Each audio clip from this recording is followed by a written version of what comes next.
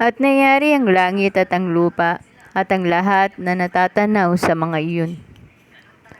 At ng ikapitong araw ay nayari ng Diyos ang kanyang gawang ginawa, at nagpahinga ng ikapitong araw sa madlang gawa niyang ginawa. At binasbasa ng Diyos ang ikapitong araw at kanyang ipinalingilin, sapagkat siyang ipinagpahinga ng Diyos sa madlang gawang kanyang nilikha at ginawa.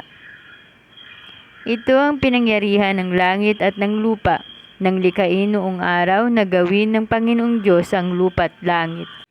At wala pa sa lupang kahoy sa parang at wala pang anumang pananim na tumutubo sa parang, sapagkat hindi pa pinauulanan ng Panginoong Diyos ang lupa, at wala pang taong magbukid ng lupa. Ngunit may isang ulap na napaitaas buhat sa lupa at dinilig ang buong ibabaw ng lupa.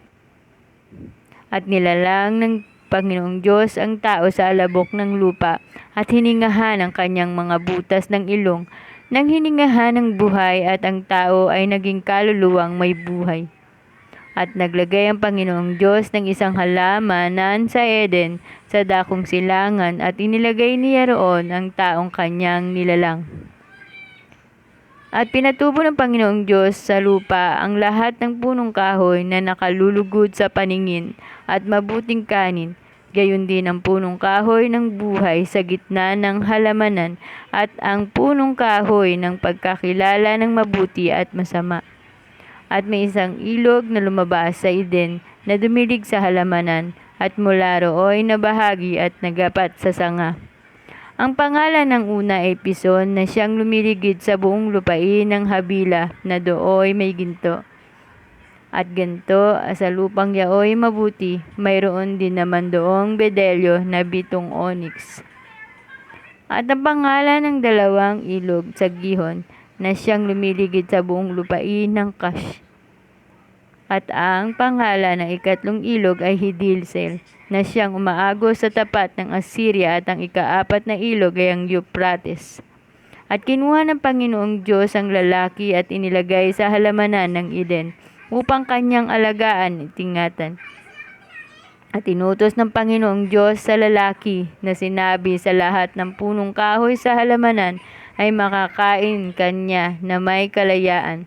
Datapot sa kahoy ng pagkakilala ng mabuti at masama ay huwag kang kakain, sapagkat sa araw na ikaw ay kumain niyaon ay walang pagsalang mamamatay ka. At sinabi ng Panginoong Diyos, hindi mabuti na ang lalaki ay mag-isa, siya'y ilalalang ko ng isang katulong niya. At nilalang ng Panginoong Diyos sa lupa ang lahat ng hayop na paraang at lahat ng ibon sa himpapawid, at pinagdadala sa lalaki upang malaman kung anong itatawag niya sa mga iyon, at ang bawat itawag ng lalaki sa bawat kinapal na may buhay ay yaon ang naging pangalan niya.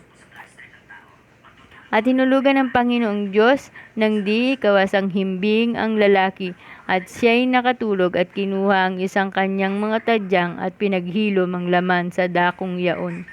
At ang tadyang na kinuha ng Panginoong Diyos sa lalaki ay ginawang isang babae, at ito'y dinala niya sa lalaki.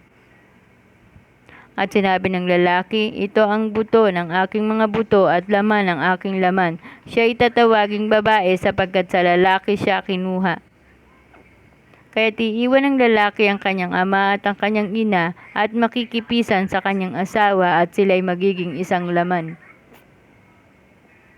At sila'y kapwa-hubad, ang lalaki at ang kanyang asawa, at sila'y hindi nagkakahiyaan.